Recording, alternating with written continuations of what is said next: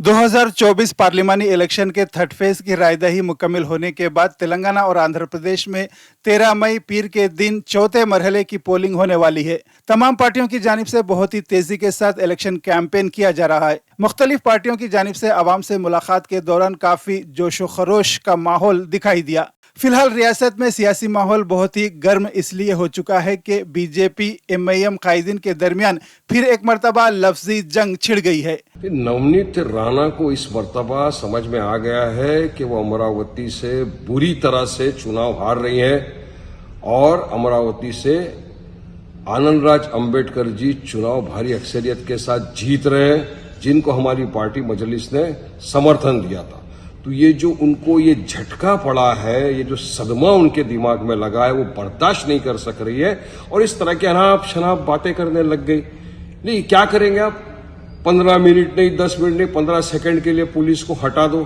क्या करेंगे? 15 सेकंड के लिए पुलिस को हटा के सारे मुसलमानों को मार डालेंगे, कत्लेआम कर देंगे। अरे अब ये देखिए, बीजेपी अपनी ओछी हरकतों पे आ गई। मुसलमानों को गालियां दो, 15 सेकंड हटा दो, सबको मार डालेंगे। हाँ, पोलराइज करो सिचुएशन को, नफरत फैलाओ, देश के अंदर कम्युनल डिसहार्मनी फैला दो। बस यही इनकी मंशा रह गई है, क्योंकि उनको पता चल गया है बीजेपी को कि अब की बार 200-250 पार करना भी मुश्किल हो चुका है इनके लिए। अगर ये अल्फाज जो इन्होंने कहा 15 सेकंड पुलिस हटा दो, ये अल्फाज वारिस पठान अगर बोलता तो अब तक तो आसमान टूट पड़ता, मेरे खिलाफ एफआईआर हो जाते, मुझे जेलों में डाल दिया जाता। बीजेपी के लोगों के समझ में कोई बात आती नहीं है। अकबरुद्दीन ओवैसी साहब ने जो कुछ कहा था, ये नहीं कहा था कि 15 मिनट में पुलिस हटा लो, मैं किसी को कत्ल कर दूंगा, किसी की जान मार डालूंगा, किसी का घर जला दूंगा। उसने ये कहा था कि 15 मिनट में हटा दो। अरे हम दोनों भाई हिंदू मुस्लिम बैठकर अपना मामला बैठकर तय कर लेंगे। नवनीत राणा का न्यायती नापाक है। उसने बड़े छिछोड़े अंदाज में जो बयान की तौज़ीह की है, बहुत ही गलत है। उसकी जितनी भी मजम्मत की जाए कम है। एक पार्टी दूसरी पार्टी को सिर्फ बयानबाजी के जरिए घेरे में लेने की कोशिश कर रही है। मोदी जी जो बोल रहे हैं, मोदी वोट करने के लिए जिहादी या विकास के बीच में चुनने के लिए जो बोल रहे हैं, 10 साल में क्या विकास हुआ बोल के विकास के बारे में बात कर रहे हैं उन्होंने। 10 साल श्री राम के नाम पे आप सरकार को चलाए और आज और भी श्री राम जी के नाम पे पूछ रहे हैं। नेशनल लीडर्स तेलंगाना आकर वोटर्स को अपनी जानिब राग़िब करने की हर मुमकिन कोशिश में लगे हुए हैं।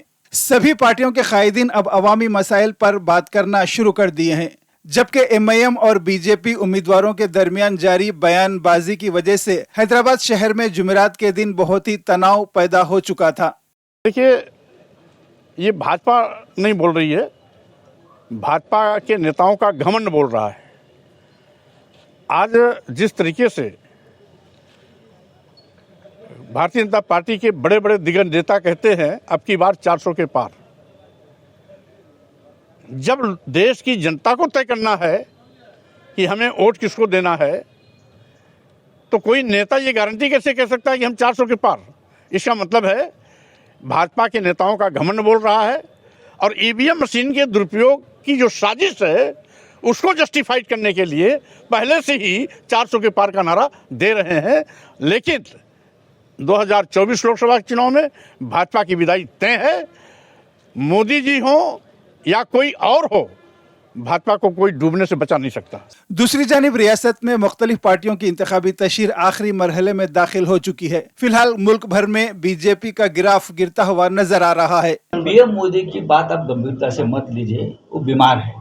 उनकी बातें सुन लीजिए, आप उनका चेहरा देख लीजिए, आप उनके हलचल देख लीजिए, आपको पता चलेगा कि मोदी जी बीमार है, बीमार चल रहे हैं। अब कौन सी बीमारी है, क्या है, मानसिक बीमारी है या कौन सी शारीरिक बीमारी है, लेकिन मोदी जी बीमार है। जिस प्रकार के वक्तव्य कर रहे हैं, लगता है देश के प्रधानमंत्री बहुत बीमार है। इस पार्टी को नॉर्थ में बहुत ही कम सीटें मिलने का इम्कान है, इसलिए बीजेपी कायदीन अब साउथ में एड़ी चोटी का जोर लगाने पर मजबूर हो चुके हैं।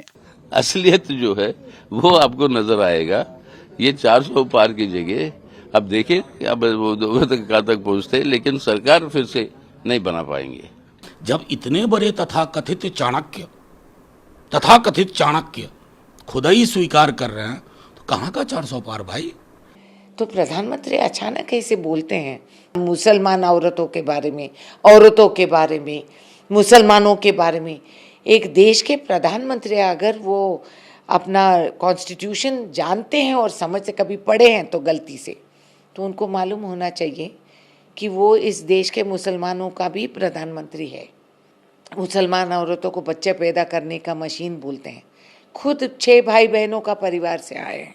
दूसरी जानिब बीआरएस नेशनल पार्टियों को मुंह तोड़ जवाब देने में कामयाब होते हुए नजर आ रही है। बीआरएस सरबराह केसीआर की बस यात्रा के दौरान अवाम का मुस्बित रद्द-ए-अमल हासिल हो रहा है।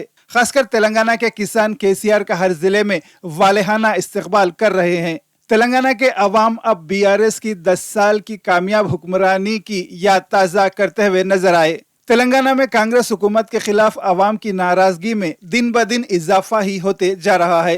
अभी गवर्नमेंट में केसीआर साहब रमजान में किटा देते थे, पूरे गरीबों को, हर कौम को, क्रिश्चियन मुस्लिम हिंदू सबको देते थे, इफ्तार को पैसे देते थे। ये पैसा की सब कुछ भी नहीं आया, गिफ्टा नहीं दिए कुछ भी, और कई चीज़ें के प्रॉब्लम है वो साल ही नहीं हुए। केसीआर के टाइम पे पानी का प्रॉब्लम नहीं था, पानी का प्रॉब्लम चालू हो गया, अब करंट का प्रॉब्लम चालू हो गया, और मुसलमानों को कोई भी केयर कर रहे नहीं।